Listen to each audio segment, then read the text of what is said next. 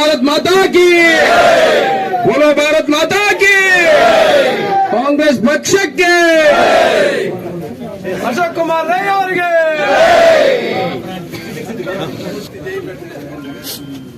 ಇಲ್ಲಿ ಸೇರಿರುವವರ ಉದ್ದೇಶ ಏನಂತ ಹೇಳಿದ್ರೆ, ನಮ್ಮ ನಾಯಕರಾದ ರಾಹುಲ್ ಗಾಂಧಿ ಅವರ ಬಗ್ಗೆ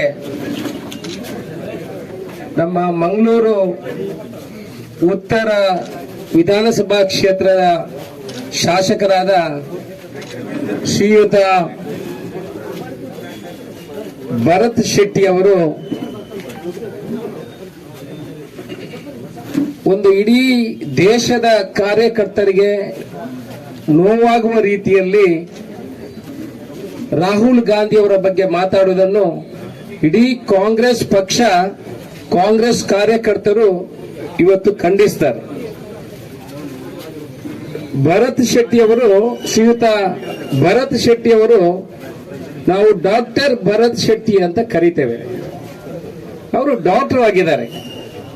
ಅವರು 2ನೇ ಬಾರಿ ಶಾಸಕನಾಗಿದ್ದಾರೆ. ನಾನು ಕೂಡ ಒಬ್ಬ ಶಾಸಕನಾಗಿ ನನ್ನ ವಿಷಯಗಳನ್ನು ಅವರಿಗೆ ಹೇಳುವುದೇನಂತ ಹೇಳಿದ್ರೆ, ಡಾಕ್ಟರ್ ಕಲಿತವರು, ವಿದ್ಯಾವಂತರಿದ್ದಾರೆ, 2ನೇ ಬಾರಿ ಶಾಸಕರಾಗಿದ್ದಾರೆ. ನಾವು ಸಮಾಜದಲ್ಲಿ ಇನ್ನೊಬ್ಬರಿಗೆ ಯಾವ ರೀತಿಯಲ್ಲಿ ಗೌರವ ಕೊಡಬೇಕನ್ನು ಮೊದಲು ನಾವು ಕಲಿಬೇಕಿದೆ. ಶಾಸಕನಾಗಬೇಕಾದ್ರೆ ತಾಳ್ಮೆಯ ಅವಶ್ಯಕತೆ ಇದೆ. ಒಬ್ಬರಿಗೆ ಬೈದ ಕೂಡಲೇ ನಾವು ಹೆಸರು ಗಳಿಸಿ ಅನ್ನೋದು ಇದು ತಪ್ಪು ಸಂದೇಶ ಒಬ್ಬ ಜನಪ್ರತಿನಿಧಿಯಾಗಿ ಕೊಡುವಂತದ್ದು ಆಗ್ತದೆ. ಇವತ್ತು ರಾಹುಲ್ ಗಾಂಧಿ ಅವರಿಗೆ ನಾವು ಹೊಡಿತೇವೆ, ಕೆನ್ನೆಗೆ ಹೊಡಿತೇವೆ, ನಾವು ಸಂಸತ್ತಿನ ಒಳಗೆ ಹೋಗ್ತೇವೆ, 4 ಜನ ಚಪ್ಪಾಳೆ ತಟ್ಟಬಹುದು. ನಮ್ಮ ಹತ್ರ ಅಧಿಕಾರ ಇರುವಾಗ ಚಪ್ಪಾಳೆ ತಡ್ತಾರೆ. ನಾಳೆ ಅಧಿಕಾರದಲ್ಲಿ ನಾನು ಭರತ್ ಶೆಟ್ಟಿ ಅವರು ಅಧಿಕಾರದಲ್ಲಿ ಶಾಸಕನಾಗಿ ಇಲ್ಲದಿದ್ರೆ ಯಾರು ಚಪ್ಪಾಳೆ ತಟ್ಟುವವರು ಇಲ್ಲ. ಈಗ ಅಧಿಕಾರ ಇರುವಾಗ ಬ್ಯಾಗ್ ಹಿಡ್ಕೊಂಡು ಹೋಗ್ಲಿಕ್ಕೆ ಜನ ಇರ್ತಾರೆ, ನಾಳೆ ಅಧಿಕಾರ ಇಲ್ಲದಿರುವಾಗ ಬ್ಯಾಗ್ ಹಿಡ್ಕೊಂಡು ಹೋಗ್ಲಿಕ್ಕೆ ಜನ ಇಲ್ಲ. ನಾವು ಸಮಾಜಕ್ಕೆ ಒಳ್ಳೆಯ ಸಂದೇಶವನ್ನು ಕೊಡುವಂತಹ ಕೆಲಸಗಳಾಗಬೇಕು. ಒಳ್ಳೆ ಕಲಿತವರಿದ್ದಾರೆ. ಭರತ್ ಶೆಟ್ಟಿ ಹಿಂದೆ JDS ಅಲ್ಲಿ ಇದ್ರು. ಅವ್ರಿಗೆ ಈ ಸ್ವಲ್ಪ ಬೈಯುವಂತ ಸ್ವಲ್ಪ ಅಭ್ಯಾಸ ಇದೆ ಅಂತ ನನಗೆ. ಯಾಕಂದ್ರೆ ಮೊದಲು JDS ಅಲ್ಲಿ ಇರುವಾಗ ಬಿಜೆಪಿಗೆ ಸಿಕ್ಕಾಪಟ್ಟೆ ಬೈತಾ ಇದ್ರು.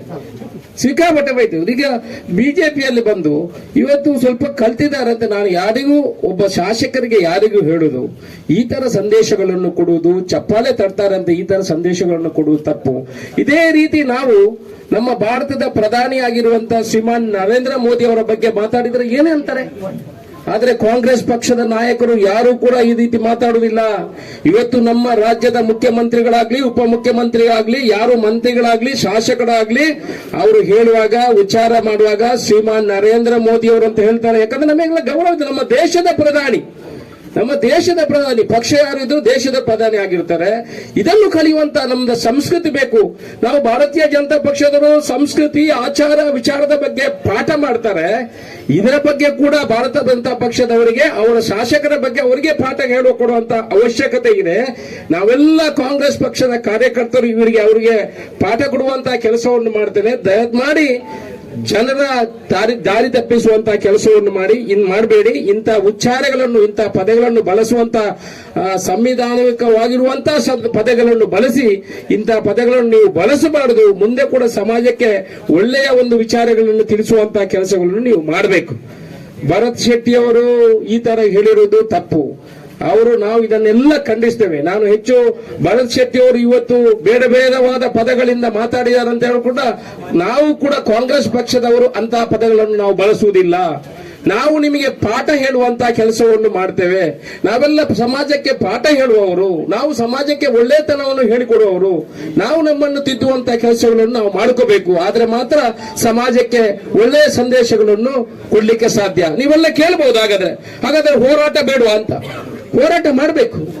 ನಮ್ಮ ದೇಶಕ್ಕೆ, ನಮ್ಮ ಈ ಆಚಾರ ವಿಚಾರಗಳಿಗೆ ತೊಂದರೆ ಆದ್ರೆ, ನಮ್ಮ ಅಡಿಕೆಗೆ ತೊಂದರೆ ಆದ್ರೆ, ನಮ್ಮ ಅಡಿಕೆ ಬೆಳೆಗಾರರಿಗೆ ಅವರಿಗೆ ತೊಂದರೆ ಆದ್ರೆ, ನಮ್ಮ ದಕ್ಷಿಣ ಕನ್ನಡ ಜಿಲ್ಲೆಗೆ ತೊಂದರೆ ಆದ್ರೆ, ನಮ್ಮ ಜನಸಾಮಾನ್ಯರಿಗೆ ತೊಂದರೆ ಆದ್ರೆ ನಾವೆಲ್ಲ ಹೋರಾಟ ಮಾಡಬೇಕು. ಹೋರಾಟ ಮಾಡಬಾರ್ದು ಅಂತ ಹೇಳಿದ್ರೆ ಆಗ ದ್ವೇಷ ಮಾಡುವುದು ಯಾರನ್ನು? ನಾವು ದ್ವೇಷ ಮಾಡಬೇಕು. ನಾವು ಯಾರನ್ನು ದ್ವೇಷ ಮಾಡಬೇಕಂದ್ರೆ ಈ ದೇಶವನ್ನು ಯಾರು ವಿರೋಧ ಮಾಡ್ತಾರೆ ಅವರನ್ನು ದ್ವೇಷ ಮಾಡಿ. ನೀವು ಹೋರಾಟ ಮಾಡುವುದಿದ್ರೆ ನಮಗೆ ಅಭಿವೃದ್ಧಿಗಾಗಿ ಹೋರಾಟ ಮಾಡಿ. ಇವತ್ತು ಬೇಕಾದಷ್ಟು ಅನುದಾನಗಳನ್ನು ತರಬಹುದು, ಬೇಕಾದಷ್ಟು ಯೋಜನೆಗಳನ್ನು ತರಬಹುದು. ನಮ್ಮ ದಕ್ಷಿಣ ಕನ್ನಡಕ್ಕೆ, ನಮ್ಮ ಕರ್ನಾಟಕಕ್ಕೆ ತೊಂದರೆ ಆದಾಗ ನೀವು ಹೋರಾಟ ಮಾಡುವಂತಹ ಕೆಲಸವನ್ನು ಮಾಡಿ. ನೀವು ವಿರೋಧ ಮಾಡಬೇಕಿದ್ರೆ ಈ ದೇಶಕ್ಕೆ ಯಾರು ಅನ್ಯಾಯ ಮಾಡ್ತಾರೆ ಅವರ ವಿರುದ್ಧ ವಿರೋಧ ಮಾಡಿ. ಅವರ ಕೆನ್ನೆಗೆ ಬಡೀರಿ, ಅವರನ್ನು ಏನ್ ಮಾಡ್ತೀರಿ ಎಲ್ಲ ಪದಗಳನ್ನು ಬಳಸಿ ನಾವು ವಿರೋಧ ಮಾಡುವುದಿಲ್ಲ. ಆದ್ರೆ ಒಬ್ಬ ನಾಯಕನಿಗೆ, ಒಬ್ಬ ಪಕ್ಷದ ನಾಯಕನಾಗಿರೋದ್ರಿಂದ, ಸಮಾಜದಲ್ಲಿ ಇರುವಂತಹ ಒಳ್ಳೆ ವ್ಯಕ್ತಿ ಆದ್ದರಿಂದ ಅವರಿಗೆ ಈ ಪದಗಳನ್ನು ಬಳಸುವುದು ಒಳ್ಳೆಯದಲ್ಲ. ಸಮಾಜಕ್ಕೆ ಒಳ್ಳೆ ಸಂದೇಶ ನಿಮ್ಮಿಂದ ಹೋಗುವುದಿಲ್ಲ. ಇನ್ನು ಮುಂದಾದ್ರೂ ಶ್ರೀಯುತ ಭರತ್ ಶೆಟ್ಟಿ ಅವರೇ, ದಯಮಾಡಿ ನಿಮ್ಮನ್ನು ತಿದ್ದುಕೊಳ್ಳುವಂತಹ ಕೆಲಸ ಮಾಡಿ. ಈ ತರ ಮಾತಾಡಿದ್ರೆ ನಿಮಗೆ ಒಮ್ಮೆ ಚಪ್ಪಾಳೆ ಸಿಗ್ಬೋದು. ಆನಂತರ ಯಾರೆಲ್ಲ ಒಳ್ಳೆಯ ಪ್ರಜೆಗಳು ನಿಮ್ಮ ಸಮಾಜದಲ್ಲಿ, ನಿಮ್ಮ ವಿಧಾನಸಭಾ ಕ್ಷೇತ್ರದಲ್ಲಿ ಇದ್ದಾರೆ, ಇದನ್ನು ಖಂಡಿತ ಅವರು ಇಷ್ಟಪಡುವಂತದ್ದಾಗುವುದಿಲ್ಲ.